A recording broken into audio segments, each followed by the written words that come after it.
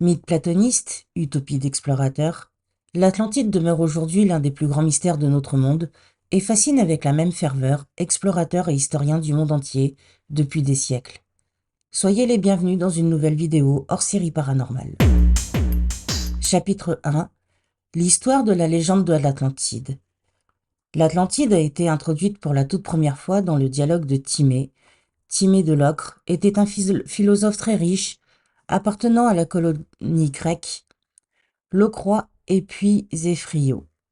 Toutefois, ce dernier n'a pas beaucoup été apprécié entre le XVIIe et XVIIIe siècle, c'est-à-dire durant l'érudition moderne. Atlantide vient du grec ancien Atlantis, qui signifie île d'Atlas. En revanche, c'est Critias qui s'est chargé de la description de l'Atlantide pour la première fois. En effet, dans le dialogue, Critias raconte les différentes explorations de Solon.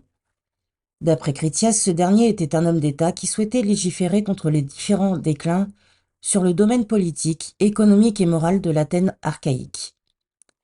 Après avoir établi ces changements, il a rendu visite à Amasis II, pharaon d'Égypte.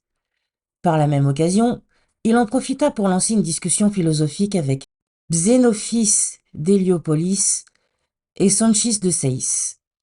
Durant son voyage, il a parcouru l'ancienne ville de Séis, dans le delta occidental du Nil, pour y retrouver des monuments historiques tels que la tombe d'Osiris. À cette époque, Séis était encore la capitale de l'Égypte ancienne durant la 26e dynastie. Pendant cette période, les cultes au temple de Neis existaient encore pour honorer la déesse de la création, de la sagesse et de la guerre. C'est justement pendant ces cultes que les prêtres du temple ont raconté à Solon la légende de l'Atlantide. D'après le récit des prêtres, Atlantide était placée au 10e millénaire avant Jésus-Christ, c'est-à-dire durant le début de la transition du paléolithique au néolithique, à partir du mésolithique intermédiaire. Tandis que l'agriculture était à cette époque au cœur des peuples préhistoriques, d'autres communautés s'occupaient de la construction des grands monuments, comme Göbekli Tepe et Alam-Shemi Tepesi. Alors excusez-moi pour les accents, si j'écorche tous les noms, c'est pas évident à dire. Dans le sud-est de l'Anatolie, on pouvait aussi trouver dans le Yorkshire du Nord, en Angleterre, le site Starkar. Platon est par la suite passé au développement de l'histoire. Car il est relaté dans nos archives qu'il existait autrefois votre État qui avait stoppé le cours d'une puissante armée qui se localisait aux alentours de l'océan Atlantique, pour s'agrandir petit à petit dans le but d'attaquer l'ensemble de l'Europe et de l'Asie pour commencer. Selon le philosophe, l'Atlantide est une ville immense, avec des richesses inouïes et des cultures florissantes. L'île est peuplée par des conquérants, des intellectuels, et dirigée par un système démocratique juste. C'est une ville riche, magnifique, à l'architecture imposante, représentée comme étant très futuriste pour l'époque. Sa technologie extrêmement avancée en faisait un adversaire terrible et le plus grand conquérant de l'Antiquité. Longtemps considérée comme une simple fable issue de l'imagination du penseur, cette île imaginaire, dont les rois seraient les descendants directs de Poséidon, trouve écho chez certains géologues, scientifiques et historiens qui croient en une civilisation exceptionnelle qui attend inlassablement au fond de l'océan que l'on perce enfin les secrets de son existence. Chapitre 2. Les origines de l'Atlantide près de l'Espagne. Platon raconte que l'île était plus étendue que la Libye et l'Asie prises ensemble. Le peuple atlantéen aurait colonisé les rivages de l'Afrique du Nord et de l'Italie, aurait entrepris la conquête de l'Égypte, de la Grèce et du reste du monde méditerranéen. Mais Athènes restait l'une des dernières régions encore libres. À l'heure actuelle, les écrits de Platon sont les seules pistes d'exploration dont disposent les scientifiques pour mener à bien cette quête. Écrits qui intriguent d'ailleurs fortement par leur contenu.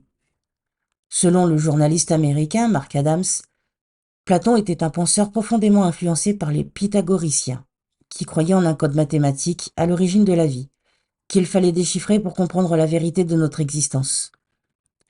Il utilise plein de nombres dans le récit de l'Atlantide, mais nous ignorons s'ils doivent être pris de manière littérale ou s'ils ont une signification pythagoricienne.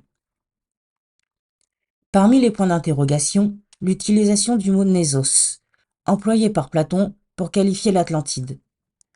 L'utilisation de ce terme en grec ancien, qui revêt plusieurs significations géographiques, a été le point de départ de la quête de l'Atlantique selon Stavros Papamarinopoulos. professeur de géophysique appliquée à l'université de Patras en Grèce. Au VIe siècle avant Jésus-Christ, lorsque l'histoire de l'Atlantide apparut pour la première fois, le mot Nésos avait 5 sens géographiques différents. On pouvait traduire ce mot par une île, un promontoire, une péninsule, une côte et une terre entourée de lacs ou de rivières. Cependant, Nessos a toujours été traduit par île par les historiens. Si de nombreux explorateurs ont envisagé l'Antarctique, les Caraïbes ou l'océan Indien comme possible localisation, c'est ailleurs qu'il faut chercher pour trouver des preuves, s'il en existe, de la réalité de l'Atlantide. Si vous suivez Platon, vous allez tout droit à la péninsule ibérique, parce que c'est là où le texte vous mène, affirme Stavros Papamarinopoulos. Cette hypothèse correspond à la description faite par Platon de la vallée plate et allongée entourée de montagnes, qui ne serait autre que la Sierra Nevada et la Sierra Morena. Autre concordance, les colonnes d'Hercule, mentionnées par le penseur, auxquelles faisait face l'Atlantide, et qui désignent l'actuel détroit de Gibraltar. Plusieurs autres scientifiques et historiens sont arrivés à la même conclusion. Pourtant, et ce malgré de nombreuses recherches, il n'existe aucune trace de l'île. Chapitre 3.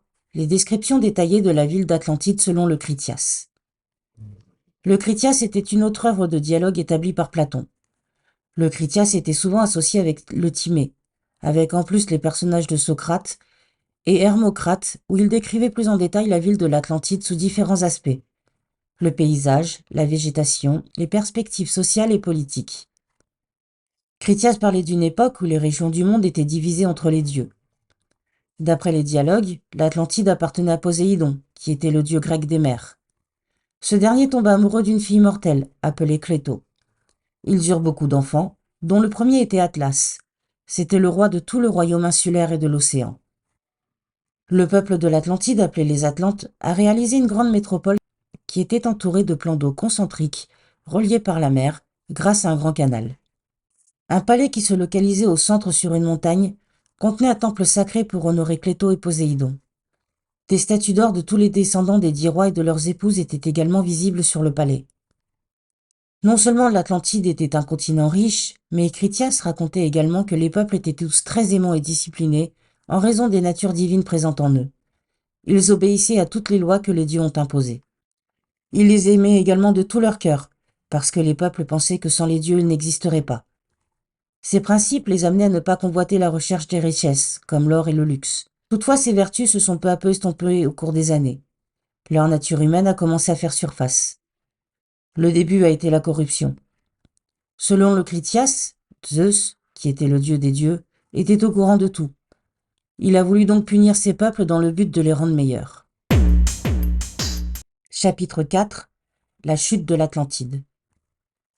En l'espace d'un seul jour et d'une nuit terrible, tout ce que vous aviez de combattants rassemblés fut englouti dans la terre, et l'île Atlantide de même fut engloutie dans la mer et disparut. D'abord résumé dans le Timée, le récit de la mythique Atlantide est longuement développé dans le Critias de Platon, dont les éléments les plus mémorables sont les descriptions de l'essor et de la chute soudaine de cette mystérieuse civilisation perdue, berceau d'une humanité supérieure et dévoyée, de son immense flotte, de ses anneaux concentriques alternant terre et eau, et de ses temples recouverts d'or. La légende raconte que le royaume des Atlantes a été noyé sous un déluge d'eau, car ses habitants avaient sombré dans la corruption et le matérialisme. Suite à ce cataclysme, l'île mythique fut rayée à jamais des cartes du monde. On raconte que la ville, bâtie en l'honneur de Poséidon, a été engloutie par les flots lors d'un déluge provoqué par Zeus, 9600 ans avant notre ère. Chapitre 5. Comment expliquer le cataclysme qui a submergé l'Atlantide?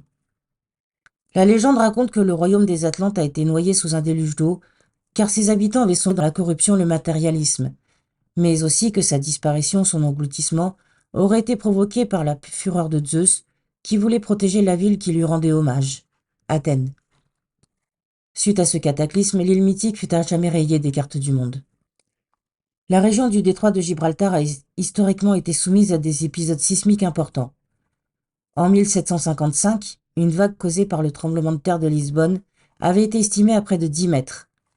Pour certains historiens, la catastrophe de l'Atlantide n'est autre qu'une inondation suivant des séismes de forte magnitude. Chapitre 6. L'impact de la légende de l'Atlantide sur la littérature. Plus tard, chaque écrivain a eu sa propre opinion sur la légende de l'Atlantide. Xénocrate, par exemple, considérait cette dernière comme un fait historique. Les autres prenaient la légende de l'Atlantide comme un mythe purement fictif. D'autres œuvres ont aussi été réalisées par les écrivains de la Renaissance, telles que la Nouvelle Atlantide de Francis Bacon en 1626 et l'Utopie de Thomas More en 1516. Il est même à noter que d'autres histoires comme la destruction d'Akrotiri ont même été inspirées par la légende de l'Atlantide par Platon. Voilà, j'espère que cette histoire vous a plu. J'espère que vous aurez appris quelque chose. J'espère aussi que je ne me suis pas trop répétée par rapport à ce qui a été dit déjà sur cette légende, car c'est une légende très connue, mais j'avais envie de la faire de mon point de vue. N'hésitez pas à vous abonner, à liker la vidéo, à commenter. Donnez-moi votre avis, dites-moi ce que vous en pensez, vous. Légende, réalité, est-ce que cette île a vraiment existé? Comment a-t-elle disparu? J'attends vos avis. Je vous fais de gros bisous et je vous dis à bientôt.